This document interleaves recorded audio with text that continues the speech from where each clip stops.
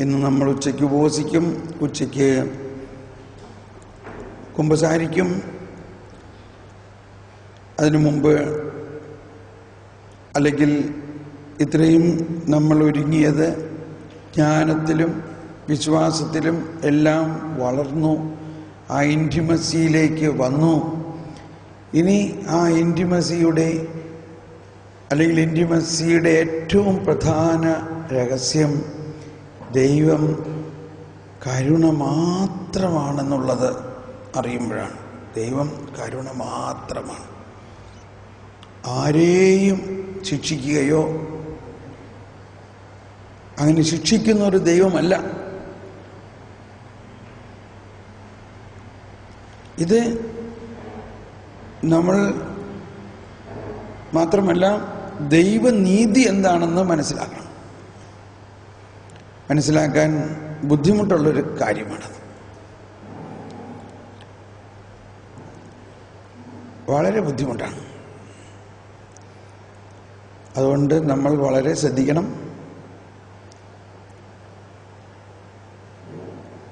പല പഴയ ചിന്തകളെയും പൊളിച്ചു പണിയേണ്ടി വരും. ഞാനൊരിക്കലൊരു മിണ്ടാമഠത്തിൽ 4 സിസ്റ്റേഴ്സ് മാത്രമുള്ളൂ അവിടെ. അപ്പോൾ അവരെന്നോട് ചോദിച്ചു, ഇങ്ങനെ ഈ ഒരു 4 സിസ്റ്റേഴ്സിനൊക്കെ ധ്യാനിക്കാൻ സാറ് വരുമോ എന്ന് ചോദിച്ചു. ഞാൻ പറഞ്ഞു തീർച്ചയായിട്ടും വരും. അങ്ങനെ എനിക്ക് അതൊരു പ്രത്യേക ഹരമാണ്. അങ്ങനെ വളരെ ചെറിയ ഒരു ഗ്രൂപ്പിനെ, അതേസമയത്ത് വളരെ കാതലായ കാര്യം ചെയ്യുന്നവരെ. അപ്പം ഞാനങ്ങനെ 3 ദിവസം 4 സിസ്റ്റേഴ്സിനെ മിണ്ടാമഠത്തിൻ്റെ ഗ്രില്ലിൻ്റെ ഇപ്പുറത്ത് പാർലറിലിരുന്ന് അവരപ്പുറം ഇരുന്നുകൊണ്ട് അവസാനമായപ്പോൾ എന്നെ അകത്തൊക്കെ കയറ്റി പ്രാർത്ഥിപ്പിക്കുകയൊക്കെ ചെയ്തു. അവർക്ക് എല്ലാവർക്കും ഞാൻ തലയിൽ കൈവച്ച് പ്രാർത്ഥിക്കണം. അപ്പോൾ അതിന് ഗ്ലോസർ തുറന്ന് അകത്ത് കയറി. അവിടെ വെച്ചാണ് ഈ വലിയ ഒരു ഉൾക്കാഴ്ച. ഞാനത് ഓർക്കാണ്. ആ ചെറിയ കാര്യത്തിൽ വിശ്വസ്തനായ അതുകൊണ്ട് നിനക്ക് വലിയ കാര്യം. ഇതെപ്പോഴും എന്നോട് പറയാറുള്ളൊരു കാര്യം. അതുകൊണ്ട് തന്നെ എന്തെങ്കിലും ഒരു ചെറിയ കാര്യം ചെയ്യാൻ വിളിച്ചാൽ ഓട്ടിനെ ഞാൻ ഓടിച്ചെല്ലും. കാരണം ഇത് വിശ്വസ്തയോടുകൂടി ചെയ്താൽ കർത്താവ് എന്നെ. അവിടെ വെച്ചാണ് ആദ്യമായിട്ട് ഈ ഒരു വചനത്തെ ഞാൻ അറിയാണ്ട് ഈ വചനം എൻ്റെ അകത്ത് ഇങ്ങനെ വരികയാണ്. നിയമത്തിലൂടെ അല്ലാതെ ഇതാ കർത്താവിൻ്റെ നീതി വെളിപ്പെട്ടിരിക്കുന്നു.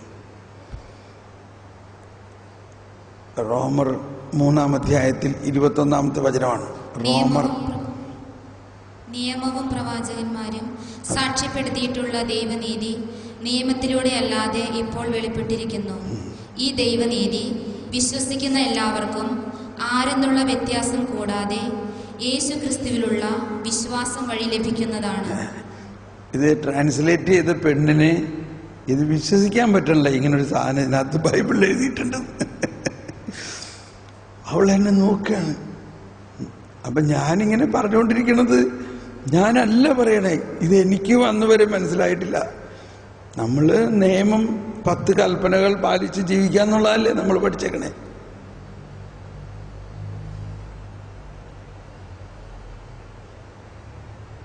എനിക്ക് തന്നെ ഷോക്കാണ്. പക്ഷെ എന്നാലും ഞാൻ ആത്മാവിൻ്റെ പ്രചോദനം അനുസരിച്ച് ഞാനങ്ങ് പറഞ്ഞുകൊണ്ടിരിക്കുകയാണ്. നിയമത്തിലൂടെ അല്ലാതെ. ട്രാൻസ്ലേറ്റ് ചെയ്ത പെണ്ണ് പറയണില്ല. കാരണം അവൾ കൊണ്ട് ഇത് എന്താ ഈ പറയണേ, നിയമത്തിലൂടെ അല്ലാതെ. അവളാണെങ്കിൽ അവളെ കുറ്റം പറയല്ല, അവള് സാക്ഷാൽ ഫരിസേയ സ്വഭാവക്കാരിയാണ് എന്ന് പറഞ്ഞാൽ എല്ലാം. ജർമ്മൻകാരുടെ ഒരു പ്രത്യേകത വായിസ്തു വായിസ് എല്ലാം കണിശമായിട്ട് നിയമപരമായിട്ട് ചട്ടപ്പടി ചെയ്യണം. പോപ്പ് ബെനഡിക്റ്റ് മാർപ്പാപ്പയായപ്പോൾ വലിയൊരു ജർമ്മൻ സമൂഹം അദ്ദേഹത്തെ ഗ്രീറ്റ് ചെയ്യാനായിട്ട് ജർമ്മനി മുഴുവനും അങ്ങോട്ട് പോയി. ഭയങ്കര ആൾക്കൂട്ടം. . 「 അങ്ങനെ അവർ ഹാളിൽ 「 ഹാളിൽ എവിടെ പോൾ 6 ഹാളിലെല്ലാവരും കൂടിയിരിക്കുകയാണ്. പക്ഷേ പോപ്പ് വന്നപ്പോൾ അരമണിക്കൂർ ലേറ്റായി. അരമണിക്കൂർ ലേറ്റായി. വന്ന വഴി എൻ്റെ പിതാവ് പറഞ്ഞു, ഇപ്പം നിങ്ങൾക്ക് മനസ്സിലായില്ലേ, I am no more a German. I am no more a German. കാരണം അവർ എന്തൊക്കെയായാലും കൃത്യസമയം പാലിക്കുക എന്നുള്ളതാണ് അവിടുത്തെ ഏറ്റവും വലിയ നിയമം. കുർബാനയിലൊക്കെ ചില പ്രൊസീജിയേഴ്സ്, ചില മൂവ്മെൻറ്റ്സ്, ചില ഇതുകൾ അതിങ്ങനെ വന്ന് ഇങ്ങനെ പോയി ഇങ്ങനെ പോയി ഇങ്ങനെ, ഇതൊക്കെ വളരെ ചട്ടമാണ്. അതിൻ്റെ ഇടയിൽ വാട്ട് വി ലൂസ് ഈസ് അതിൻ്റെ ആ സ്പിരിച്വൽ ഹാർട്ട് പോവുകയാണ്. എനിവേ, അപ്പം ഇത് നിയമം ചട്ടങ്ങൾ അനുസരിച്ചുള്ള ഒരവസ്ഥയും കർത്താവിൻ്റെ കരുണയുടെ അവസ്ഥയുമാണ്. ഇത് എനിക്കറിഞ്ഞൂടാ. ഞാൻ പറയുമ്പോൾ നിങ്ങൾ ആരെയും മനസ്സിൽ കണ്ടുകൊണ്ടല്ല പറയണേ. കർത്താവിൻ്റെ ഒരു പ്രത്യേക വെളിപ്പെടുത്തലാണെന്ന് മനസ്സിലാക്കണം. അതേസമയത്ത് പ്രാക്ടിക്കലായിട്ട് നമുക്ക് പ്രത്യേകിച്ച് മഠം എന്ന് പറഞ്ഞാൽ എന്താ? ചട്ടപ്പടി വളർത്തി ചട്ടപ്പടി ജീവിക്കുക. ഒരു ലെവലേശം അങ്ങോട്ടും ഇങ്ങോട്ടും മാറാൻ പാടില്ലാത്ത മാതിരി. അതാണ് വിജയകരമായ റിലീജിയസ് ലൈഫ് എന്ന് വിശ്വസിക്കുന്നവരാണെങ്കിൽ ഇതിൽ ഭയങ്കര ബുദ്ധിമുട്ടുണ്ടാവും. ഇപ്പോൾ അതാ പറയുന്നതിൻ്റെ അർത്ഥം. അപ്പോൾ വാസ്തവത്തിൽ ഈ 2013 ദുഃഖവെള്ളിയാഴ്ചയാണ്. അപ്പോൾ ഞാനിതൊക്കെ കുറേ മനസ്സിലാക്കി അതിനു മുമ്പ്. പക്ഷെ എനിക്കിത് പറയാൻ ധൈര്യമില്ല. പൊതുവായിട്ട് നിയമത്തിലൂടെ അല്ലാതെ ദൈവത്തിൻ്റെ നീതി വെളിപ്പെട്ടിരിക്കുന്നു എന്നുള്ളതാണ് ഈ പൗലോസ്ലീഹയുടെ പ്രബോധനങ്ങളുടെ മുഴുവൻ രഹസ്യം. എനിക്ക് അത് കുറേയൊക്കെ മനസ്സിലായി. ഞാൻ പിന്നെ അത് പഠിച്ചു വളരെ ബുദ്ധിമുട്ടി പഠിച്ചു, വളരെ സഹനത്തിലൂടെ പഠിച്ചു. പക്ഷേ പറയാൻ ധൈര്യമില്ല.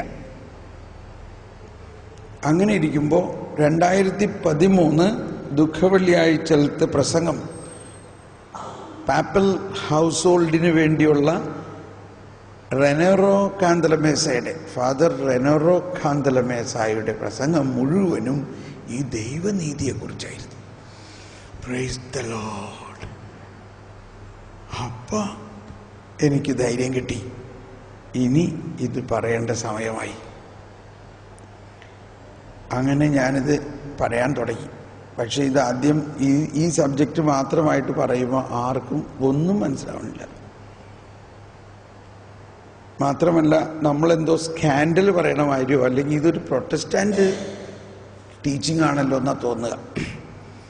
പിന്നെ ഞാൻ അതിനൊരു ഫോർമാറ്റ് സാവധാനം ഇങ്ങനെ തന്നത് ജ്ഞാനമാണ്. അതിൻ്റെ ക്ലൂ കിട്ടിയത് ഇവിടെയാണ്. നീതിയുടെ കവാടങ്ങൾ എനിക്ക് തുറന്നു തരിക. സങ്കീർത്തനം 118. അവയിലൂടെ പ്രവേശിച്ച് കർത്താവിനു നന്ദി പറയട്ടെ. പണിക്കാർ ഉപേക്ഷിച്ചു കളഞ്ഞ കല്ല് മൂലക്കല്ലായി തീർന്നു. ഇതു കർത്താവിന്റെ പ്രവൃത്തിയാണിത് നമ്മുടെ ദൃഷ്ടിയിൽ വിസ്മയാവഹമായിരിക്കുന്നു. Praise the Lord. അപ്പോൾ ഈ സങ്കീർത്തനം മുഴുവനും പറയുന്നത് ദൈവനീതിയെക്കുറിച്ചാണ്.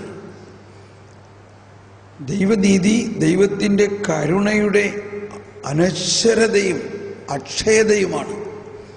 അവിടത്തെ കാരുണ്യം ശാശ്വതമാണെന്ന് ഇസ്രായേൽ പറയട്ടെ. ഇസ്രായേൽ ഇത് പ്രഘോഷിക്കണം. അതാണ് അവർക്ക് പ്രഘോഷിക്കാൻ പറ്റാത്തത്. അത് പ്രഘോഷിക്കാൻ പറ്റാത്തത് എന്തുകൊണ്ടാണ്? ഈ കരുണ വെളിപ്പെട്ടിട്ടില്ല. ഈ കരുണ എഴുതി വെച്ചുകൊണ്ട് മാത്രം പ്രഘോഷിക്കാൻ പറ്റുമോ? അതാണ് പഴയ നിയമവും പുതിയ നിയമവും തമ്മിലുള്ള വ്യത്യാസം. പഴയ നിയമത്തിൽ ഇതെല്ലാം എഴുതപ്പെട്ടിട്ടുണ്ട്, എന്നാൽ ഈ എഴുതപ്പെട്ടത് ഈ അവിടുത്തെ ശാശ്വതമായ ആ കരുണ ആരിലൂടെയാ വന്നത്? യേശുവിലൂടെ മാത്രമാണ് വന്നത്. മോശയിലൂടെ വന്നോ? ഇല്ല. അപ്പോ അതാണ് നമ്മൾ പറഞ്ഞ് ഇനി ഇതെല്ലാം സമ്മേളിക്കാൻ പോവുകയാണ്. Kronos and kairos. ക്രോണോസ് ഇതൊക്കെ എഴുതിയിട്ടുണ്ട്.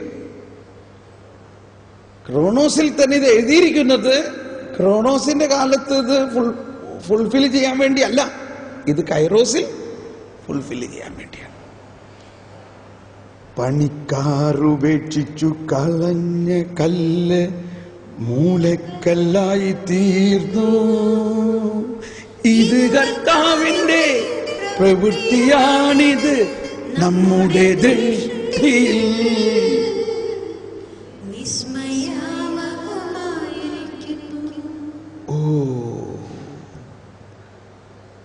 ഇതാണ് പല സ്ഥലത്തും പറയണത്.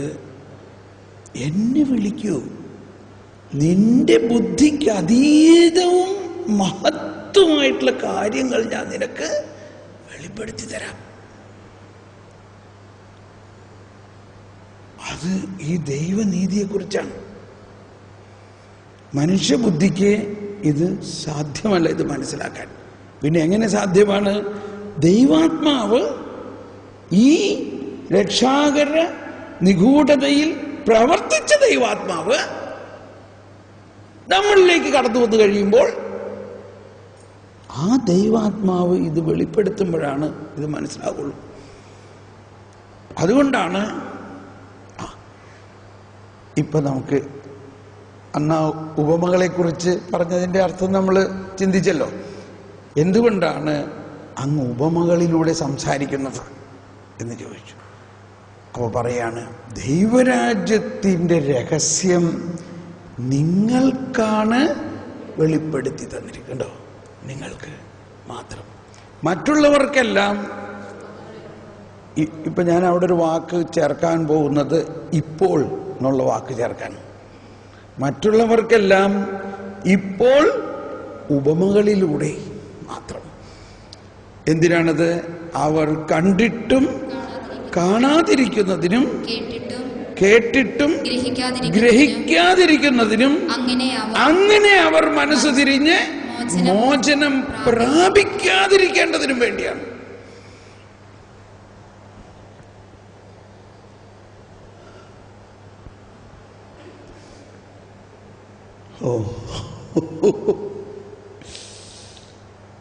അതിന്റെ അർത്ഥം എന്താ?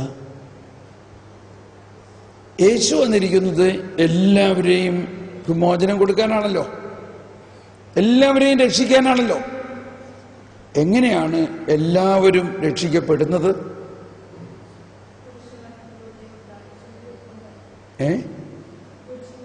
കറക്റ്റ്. അതായത് പീഠാസഹനം, കുരിശും, പീഠാസഹനവും കുരിശ്, മരണവും സംസ്കാരവും ഉത്ഥാനവും, പന്തക്കുസ്ത, ഇത്തരം കാര്യങ്ങളാണ്. യേശുവിൻ്റെ പീഠാസഹനവും കുരിശുമരണവും ഉയർപ്പും പന്തക്കുസ്തായും, ഇതാണ് ആ കൈറോസ്. ഈ കൈറോസ് കഴിഞ്ഞാൽ മാത്രമേ, അപ്പൊ അവിടെ എന്തൊക്കെ സംഭവിക്കും? ഈ മുഴുവൻ മനുഷ്യവംശത്തിൻ്റെയും പാപം യേശു തൻ്റെ ശരീരത്തിൽ ഏറ്റെടുത്ത് വേദനിച്ച് ഭയാനകമായ ആ വേദനയുടെ സമയത്ത് ആത്മാവിലൂടെ കൃപ പ്രപഞ്ചത്തിലേക്ക് ഒഴുകുകയാണ്. ആ ഒഴുക്ക് അവിടെ നടക്കുന്നു. ഈ ശരീരത്തിൽ ഈ പാപത്തെ സംവഹിച്ചുകൊണ്ട് ആ മരണത്തെ താൻ ഏറ്റെടുത്ത് തൻ്റെ ശരീരം മരിക്കുന്നു. അപ്പൊ എന്ത് മരിച്ചു? പാപം മരിച്ചു. പാപം മൂലമുള്ള മരണം യേശു ഏറ്റെടുത്തപ്പോൾ അതിന് പകരം യേശു എന്ത് കൊടുത്തു? തൻ്റെ ജീവൻ കൊടുത്തു. ഇപ്പൊ ആദവും ഹവ്വയിലൂടെ ഉണ്ടായ ആ ആദ്യ പാപവും അതിൻ്റെ പരിണത ഫലങ്ങളായ ശാപവും ശിക്ഷയും എല്ലാം യേശു ഏറ്റെടുക്കുകയാണ്. ആ സ്ഥാനത്തേക്ക് യേശു തൻ്റെ ജീവൻ അവർക്ക് നൽകി. അതാണ് നിത്യജീവൻ. യേശുവിൻ്റെ ജീവൻ നിത്യജീവൻ.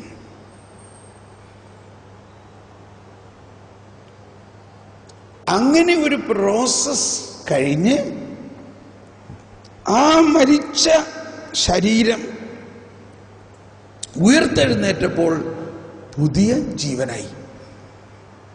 By his death he conquered death.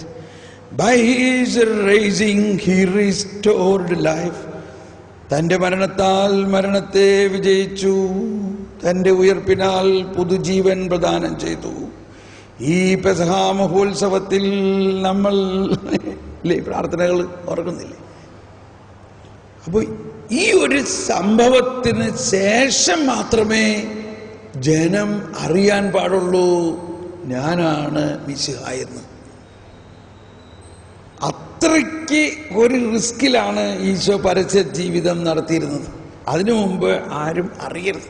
എന്നാൽ ചുരുക്കം ചില ആളുകൾക്ക് ഈ അറിവ് കൊടുത്തിട്ടുണ്ട്. ആർക്ക്? അപ്പോസ്തലന്മാർക്കും തൻ്റെ പ്രിയപ്പെട്ട ചില ശിഷ്യന്മാർക്കും. ഉദാഹരണത്തിന് സമരിയാക്കാരി. മത്തായിയുടെ സുവിശേഷത്തിൽ 16-ാം അധ്യായത്തിൽ ഈശോ അപ്പോസ്തലന്മാരുടെ അടുത്ത് ചെന്നിട്ട് പറയാണ്, എന്താ ആളുകൾ എന്നെക്കുറിച്ച് പറയണേ? അവർ പറഞ്ഞു, നീ വലിയൊരു പ്രവാചകനാണെന്നാണ് കുറെ പേരൊക്കെ പറയുന്നത്.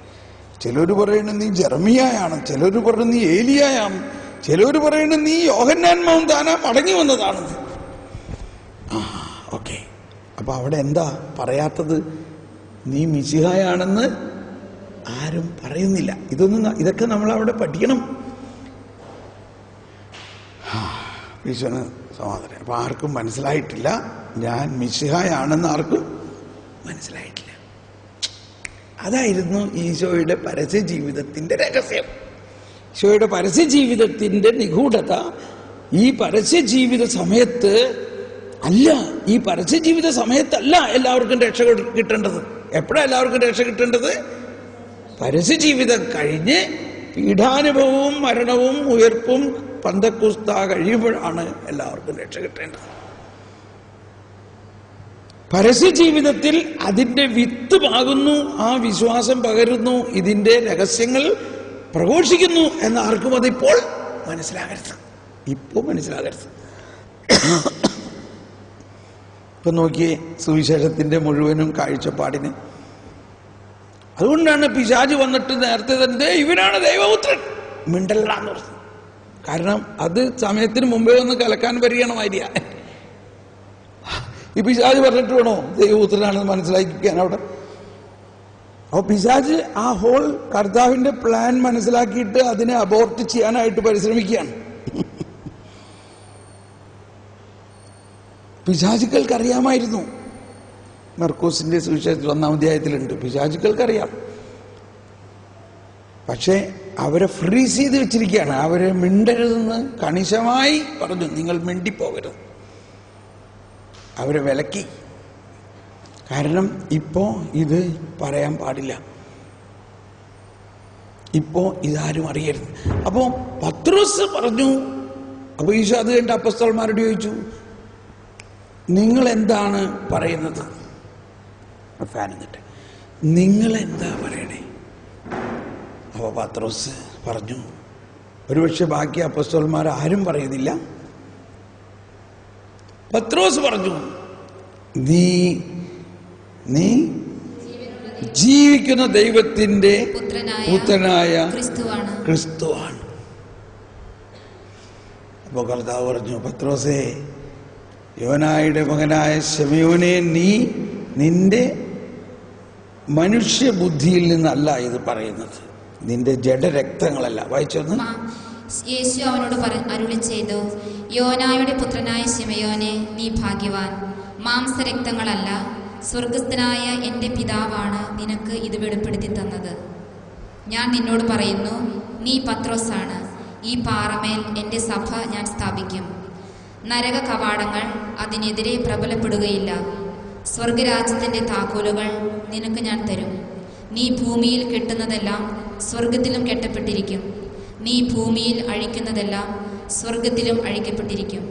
അനന്തരം അവൻ താൻ ക്രിസ്തുവാണെന്ന് ആരോടും പറയരുതെന്ന് ശിഷ്യന്മാരോട് കൽപ്പിച്ചു. ഇവിടെ നമ്മളൊരു വാക്ക് ചേർക്കാം, ഇപ്പോ ആരോടും പറയരുത്. ഇപ്പോ ആരോടും പറയരുത്. ഇപ്പൊ ആരും അറിയരുത്. പത്രോസിന്റെ വിളി, മാർപ്പാപ്പയാകാനുള്ള വിളി ഉള്ളത് കൊണ്ട് പത്രോസിന് ദൈവപിതാവ് ഇത് വെളിപ്പെടുത്തി കൊടുക്കുകയാണ്. അതാണ് വെളിവ്. നിന്റെ ഇപ്പൊ കണ്ടോ, ആദ്യം പറഞ്ഞു യോനായുടെ പുത്രനായ ശെമയോനെ.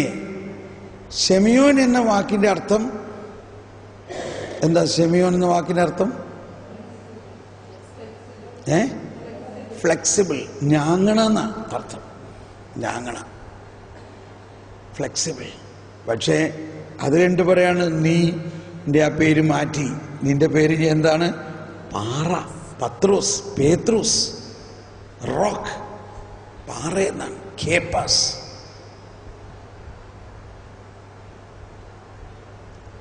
പക്ഷെ പാറയാണെങ്കിലും അവസ്ഥ ഇപ്പൊ കണ്ടോ.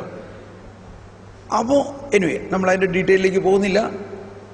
അത് കഴിഞ്ഞിട്ട് ഈശോ പറയാണ്, എനിക്ക് ജെറൂസലേമിലേക്ക് പോകണം, അവിടെ ആളുകൾ എന്നെ പിടികൂടാൻ നോക്കി നിൽക്കുകയാണ്. മനുഷ്യപുത്രൻ പാപികളുടെ കരങ്ങളിൽ ഏൽപ്പിക്കപ്പെടും.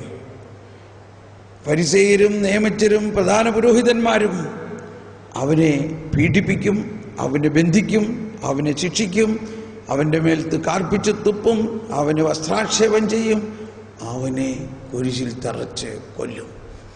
എന്നാൽ 3-ാം ദിവസം അവൻ ഉയർത്തെഴുന്നേൽക്കും. ഇത്രയും കേട്ടപ്പോൾ പത്രോസിന് ഭയങ്കര, ശരിക്കും ഞാങ്ങണ ഇളകാൻ തുടങ്ങി. പത്രോസിൻ്റെ ആ സ്നേഹം കൊണ്ടാണ്. അയ്യോ കർത്താവേ, അത് വേണ്ട, എന്നാ അങ്ങ് പോകണ്ട, അങ്ങ് ഇവിടെ തന്നെ നിന്നാ മതി. പത്രോസ് തടസ്സപ്പെടുത്താൻ തുടങ്ങി, പോകണ്ട. ഉണ്ടോ, 2 മിനിറ്റ് മുമ്പ് എന്തെല്ലാം പത്രോസിനെ കുറിച്ച് അനുഗ്രഹിച്ചു പറഞ്ഞ ആ കർത്താവ് പറയാണ്, സാത്താനെ നീ എൻ്റെ പിന്നോട്ട് പോവുക. അത്രേ പറഞ്ഞോളൂ. നീ എൻ്റെ മുന്നോട്ട് പോകണ്ട, എൻ്റെ മുന്നിൽ നീ നിൽക്കണ്ട, നീ എൻ്റെ പുറകെ വന്നാൽ മതി. അവിടെ പറയുന്ന 2 കാര്യം, നീ എനിക്ക് പ്രതിബന്ധമാണ്, നിന്റെ ചിന്ത ദൈവികമല്ല മാനുഷികമാണ്. അപ്പൊ നമ്മൾ മാനുഷികമായി ചിന്തിക്കാൻ പോലും വി ആർ നോട്ട് അലൗഡ്. മാനുഷികമായ അല്ല നമ്മൾ ചിന്തിക്കേണ്ടത്. ഞാൻ പറഞ്ഞില്ലേ, നമുക്ക് 2 തരത്തിൽ ചിന്തിക്കാം, മാനുഷികമായും ദൈവികമായും. ഇത് വലിയൊരു കാര്യമാണ്. ഇതേമാതിരി തന്നെയല്ലേ നമ്മളും ഇപ്പം നമ്മളുടെ വീട്ടുകാരോ ആരെങ്കിലും അല്ലെങ്കിൽ നമ്മുടെ സമൂഹത്തിലുള്ളവർ തന്നെ ഭയങ്കര പ്രയാസമാണെന്ന് പറയുമ്പോൾ എന്നാ പോകണ്ട, ഇതായിരിക്കും ആദ്യം നമ്മൾ പറയാം. ആരെങ്കിലും പറയുമോ പെട്ടെന്ന്, അയ്യോ അത് കർത്താവിൻ്റെ സഹനത്തിൽ നീ സഹിക്കേണ്ടതാണ്, നിനക്കത് കുറച്ചും കൂടി കൂടാൻ ഞാൻ പ്രാർത്ഥിക്കാം എന്ന് പറയുമോ? നമ്മുടെ ചിന്ത ദൈവികമല്ല. നമ്മൾക്ക് എല്ലാവരോടും ഭയങ്കര കരുണ തോന്നണു, അവരുടെ ആ പ്രശ്നം മാറാൻ വേണ്ടി ഞാൻ പ്രാർത്ഥിക്കാട്ടോ, പ്രാർത്ഥിക്കാം. സിസ്റ്റർ ഇത്രയും പ്രാർത്ഥിച്ചിട്ട് എൻ്റെ പ്രശ്നം മാറണില്ലല്ലോ, എന്നാ ഞാൻ ഉപവസിച്ച് പ്രാർത്ഥിക്കാം. എന്തുകൊണ്ടാണ് മാറാത്തത്? അത് ദൈവത്തിന് അത് ആവശ്യമുണ്ട്, ആ സഹനം. ഓക്കെ, അപ്പൊ ഇവിടെയാണ് എന്തുകൊണ്ടാണ് പത്രോസ് ഒരാളാണിപ്പോ ഈ പശ്ചാത്തലത്തിൽ കർത്താവിനെ മിശിഹായായിട്ട് മനസ്സിലാക്കുന്ന ആ ഒരാൾ തന്നെ കർത്താവിൻ്റെ പീഠാനുഭവത്തിന്, അതായത് രക്ഷാകര ജേണിക്ക് തടസ്സപ്പെടുത്തുന്നു. ഇപ്പോ ആ മലയിലോ ആ കടപ്പുറത്തുണ്ടായിരുന്നവരെല്ലാവരും അറിഞ്ഞിരുന്നെങ്കിലത്തെ അവസ്ഥ എന്തായിരുന്നേനെ? യേശുവാണ് മിശിഹ എന്ന് അവരെല്ലാവരും അറിഞ്ഞിരുന്നെങ്കിൽ മിശിഹായെക്കുറിച്ചുള്ള പ്രവചനങ്ങളൊക്കെ അവർക്കറിയാം. അവർക്ക് ഇതൊക്കെ ബൈഹാർട്ടാണ്. യേശയ്യ അവർക്ക് ബൈഹാർട്ടാണ്. കർത്താവിൻ്റെ ദാസനെ ഇതുമാതിരി പീഡിപ്പിക്കപ്പെടും എന്നത് അവർക്കറിയാം. പക്ഷെ ആ കർത്താവിൻ്റെ ദാസൻ ഈ യേശുവാണ് എന്നറിയാണെങ്കിൽ അവര് ഒരുപക്ഷെ അതിനെ തടസ്സപ്പെടുത്തും. അത് ഇല്ലാതിരിക്കാൻ വേണ്ടി തന്നെ അന്നേ പറഞ്ഞിട്ടുള്ളതാണ്, എൻ്റെ ദാസൻ ഉപമകളിലൂടെ സംസാരിക്കും. അവർ കണ്ടിട്ടും കാണാതിരിക്കുന്നതിനും കേട്ടിട്ടും ഗ്രഹിക്കാതിരിക്കുന്നതിനും അങ്ങനെ അവർ മനസ്സ് തിരിഞ്ഞ് അപ്പോൾ മോചനം പ്രാപിക്കാതിരുന്നത്. അപ്പോൾ നമ്മൾ ചേർത്തതാണ്. പക്ഷെ അത് കഴിഞ്ഞ് യേശുവിൻ്റെ പീഠാനുഭവം വരണം, ഉത്ഥാനം കഴിഞ്ഞിട്ട് യേശു വന്നിട്ട് എന്താ പറയണത്? ഇനി നിങ്ങൾ എല്ലാവരോടും പ്രഘോഷിക്കുവിൻ, എല്ലാവർക്കും പാപമോചനം കൊടുക്കാം. കണ്ടോ? Kronos, kairos. ആ ക്രോണോസിന്റെ ഏറ്റവും ലാസ്റ്റ് പോയിന്റ് വന്നിരിക്കുകയാണ് അവിടെ. പക്ഷെ എന്നാലും കൈറോസ് കഴിയാണ്ട് കാര്യം നടക്കില്ല. ഇപ്പൊ കുറച്ചൊരു ഒരു ഒരു ഒരു ഒരു ഓവർവ്യൂ കിട്ടി നമുക്കില്ലേ? ഈ ഓവർവ്യൂ ആണ് പുതിയ നിയമത്തിലെ കാതലായി മനസ്സിലാക്കേണ്ടത്. യേശുവിൻ്റെ പരസ്യ പ്രഘോഷണ സമയത്തല്ല രക്ഷാകര പദ്ധതി പൂർത്തിയാകുന്നത്. രക്ഷാകര പദ്ധതി പൂർത്തിയാകുന്നതിന് ആവശ്യമായ വിസ്മയനീയമായ വചനങ്ങൾ പാകി. എന്നാൽ വരാനിരിക്കുന്ന കാര്യങ്ങളെക്കുറിച്ച് പറഞ്ഞു. ഇനി രക്ഷാകര പദ്ധതി നടപ്പാകണമെങ്കിൽ യേശു പീഡ സഹിച്ച് സഹിച്ച് സഹിച്ച് ആ സഹനത്തെക്കുറിച്ച് പുതിയ നിയമത്തിൽ അധികം പറഞ്ഞിട്ടില്ല. യേശു മാത്രമേ ഇവിടെ പറഞ്ഞിട്ടുള്ളൂ, ചുരുക്കം വാക്കുകളിലേ പറഞ്ഞിട്ടുള്ളൂ. എന്നാൽ ഇത് മുഴുവനും പറഞ്ഞേക്കുന്നത് എവിടെയാ? യേശയ്യായിലും സങ്കീർത്തനങ്ങളിലുമാണ്. അതുകൊണ്ടാണ് ഈശോ പറഞ്ഞത്, സങ്കീർത്തനങ്ങളിലും പ്രവാചക ഗ്രന്ഥങ്ങളിലും മോശയുടെ പുസ്തകങ്ങളിലും എന്നെക്കുറിച്ച് പറഞ്ഞിട്ടുള്ളത് പൂർത്തിയാകണ്ടേ. അപ്പൊ ദൈവനീതി പുറത്താവുന്നതിന്, ദൈവം നീതി നടപ്പാകുന്നതിന് ഒരു നീതിമാനായ ദാസനെ അയക്കും. ആ നീതിമാന്റെ നീതിപൂർവമായ നീതിമാന്റെ ക്ലേശങ്ങൾ അസംഖ്യമാണ്. അവയിൽ നിന്നെല്ലാം കർത്താവ് അവനെ മോചിപ്പിക്കുന്നു. അവന്റെ അസ്ഥികളെ കർത്താവ് കാത്തു സൂക്ഷിക്കുന്നു.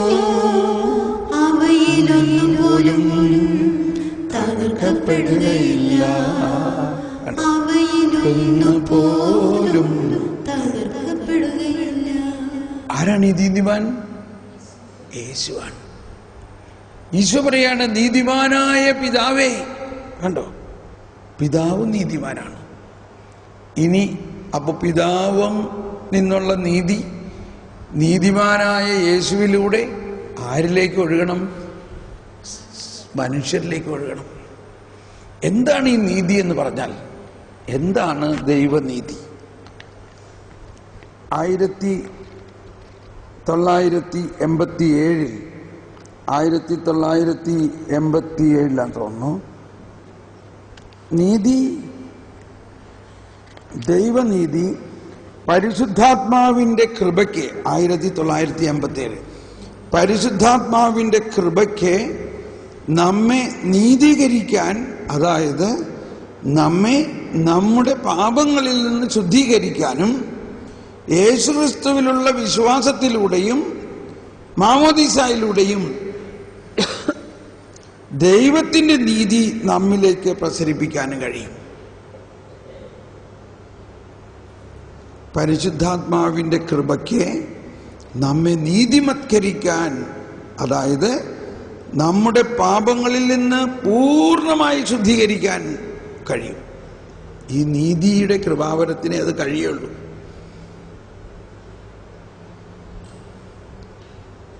എന്നാൽ അതെങ്ങനെയാണ്? യേശുക്രിസ്തുവിലുള്ള വിശ്വാസം വഴി ലഭിക്കുന്ന നീതി. ഇവിടെയാണ് ഈശോയുമായിട്ടുള്ള കോൺട്രവേഴ്സ്യൽ പോയിന്റ്. ഇവനൊരു വിവാദ വിഷയമാകും. എന്താ വിവാദം? ഫരിസേയരും നിയമജ്ഞരും വളരെ ശക്തമായി ഒരു നീതിയെക്കുറിച്ച് പഠിപ്പിക്കുന്നത് ഈ ദൈവനീതിക്ക് ഓപ്പോസിഷനാണ്, വിരുദ്ധമാണ്. ആ കാലഘട്ടത്തിലാണ് മോശയുടെ നിയമത്തെ കണിശമായി പാലിച്ചാൽ നീതീകരിക്കപ്പെടും എന്ന ഒരു തത്വത്തെ അവർ മനുഷ്യരിൽ അടിച്ചേൽപ്പിച്ചുകൊണ്ടിരിക്കുന്ന സമയത്താണ് യേശുക്രിസ്തുവിലുള്ള വിശ്വാസം വഴി കിട്ടും.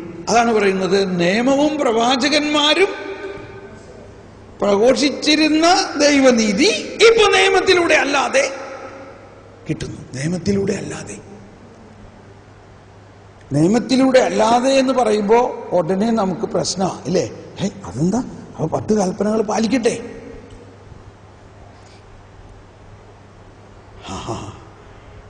ആ 10 കൽപ്പനകളുടെ പാലനത്തിലൂടെ അല്ലാതെ ഇപ്പോ ദൈവനീതി തരാന്ന് വേണോ ആർക്കെങ്കിലും?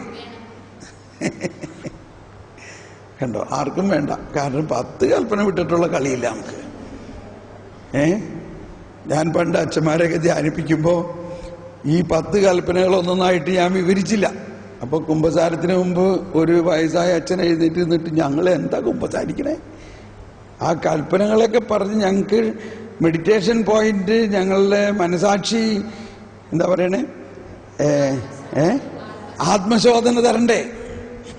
അപ്പോ ഭയങ്കര തമാശയും. ഒരു ഗ്രൂപ്പ് അങ്ങനെ, മറ്റൊരു ഗ്രൂപ്പ് വേറെ. അപ്പോൾ ഞങ്ങൾ പറഞ്ഞു അതാണ് പ്രീ വത്തിക്കാൻ, ഇത് പോസ്റ്റ് വത്തിക്കാൻ എന്ന് പറഞ്ഞു. അപ്പോൾ പറഞ്ഞു അച്ചോ ഇപ്പൊ പോസ്റ്റ് വത്തിക്കാനിലാണ് നമ്മള് മോശയുടെ കാലത്തല്ല, യേശുവിന്റെ കാലത്താണ്. ഇതൊക്കെ പറയുമ്പോ ഇതെന്താണോ ഈ സംസാരിച്ച് വരേണ്ടതെന്നുള്ളൊരു സംശയം. ഇപ്പൊ അതാണ് ഈശോ മുൻകൂട്ടി പറയുകയാണ്. ഈശോ മത്തായിയുടെ സുവിശേഷം 5-ാം അധ്യായത്തിൽ 17 മലയിലെ പ്രസംഗമാണ് ഈ പുതിയ വീഞ്ഞ്, അല്ലെങ്കിൽ ഈ പുതിയ സുവിശേഷത്തിന്റെ, അല്ലെങ്കിൽ സുവിശേഷത്തിന്റെ മാഗ്ന കാർട്ട എന്ന് പറയുന്നത്. ഈ സുവിശേഷത്തിന്റെ, അതായത് സുവിശേഷം എന്ന് പറയുന്നത് യേശുക്രിസ്തുവിലൂടെ വെളിപ്പെട്ടിരിക്കുന്ന ഈ ദൈവനീതിയുടെ രഹസ്യം മുഴുവനും ഈ മലയിലെ പ്രസംഗത്തിൽ, അതൊരു ദിവസം ഒരു സ്ഥലത്ത് നിന്ന് പ്രസംഗിച്ചതായിട്ടല്ലല്ലോ, പല പ്രാവശ്യം പറഞ്ഞ കാര്യങ്ങളെ ക്രോഡീകരിച്ചിട്ടുള്ളതാണ്. അതിൽ ഈശോ ആദ്യം ചെയ്തത് എന്താ? ഒരു ആന്റിസിപ്പേറ്ററി ബെയിൽ വാങ്ങിയിരിക്കുകയാണ്. എന്താ പറയുന്നത്? നിയമത്തെയോ പ്രവാചകന്മാരെയോ അസാധുവാക്കാനാണ് ഞാൻ വന്നതെന്ന് നിങ്ങൾ വിചാരിക്കരുത്.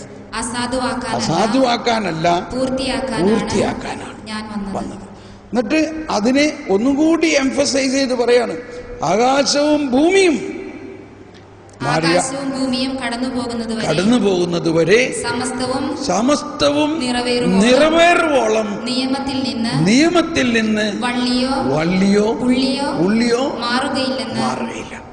സത്യമായി ഞാൻ നിങ്ങളോട് പറയുന്നു. അപ്പൊ അത്രയ്ക്ക് അഷുറൻസ് ആണ് കർത്താവ് തരുന്നത്. അതുകൊണ്ട് ഈ പുതിയ പ്രബോധനം കേൾക്കുമ്പോൾ ഇങ്ങനെ വിചാരിക്കേണ്ട, നിയമത്തെ മാറ്റാനാണ് ഞാൻ വന്നിരിക്കുന്നതെന്ന് വിചാരിക്കരുത്. അപ്പൊ അത് ഞാനും നിങ്ങളോട് പറയുകയാണ്. ഇനി പറയാൻ പോകുന്ന കാര്യങ്ങൾ കേൾക്കുമ്പോൾ ആരും വിചാരിക്കരുത് ഇതെല്ലാം പറയുന്നത് കൊണ്ട് നിയമത്തെ അസാധുവാക്കുമെന്നോ നിയമമില്ലാതാവുമെന്നോ വിചാരിക്കരുത്.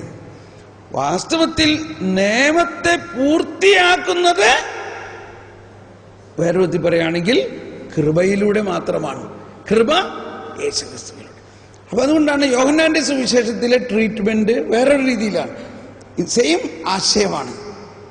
ഞാൻ വന്നിരിക്കുന്നത് പൂർത്തിയാക്കാനാണ് എന്നതിനെ യോഹന്നാന്റെ സുവിശേഷത്തിൽ 1-ാം അധ്യായം 16-ാമത്തെ വചനത്തിൽ പറയുകയാണ്, അവന്റെ പൂർണ്ണതയിൽ, കണ്ടോ, അവന്റെ പൂർണ്ണതയിൽ നാം എല്ലാം കൃപയ്ക്കുമേൽ കൃപ സ്വീകരിക്കുന്നു.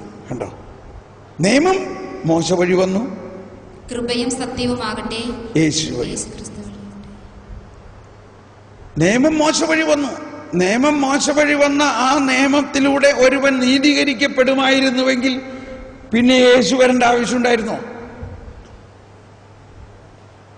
ഇത് തന്നെയാണ് പൗലോസ് ശ്ലീഹ പറയാറുള്ളത്. പഴയ ഉടമ്പടിയിൽ കുറവൊന്നും ഇല്ലായിരുന്നുവെങ്കിൽ പുതിയതിന്റെ ആവശ്യമുണ്ടായിരുന്നോ? സർജീവ്സ് അമ്മ എന്തോ കാര്യമായി പറയാൻ വരികയാണ്.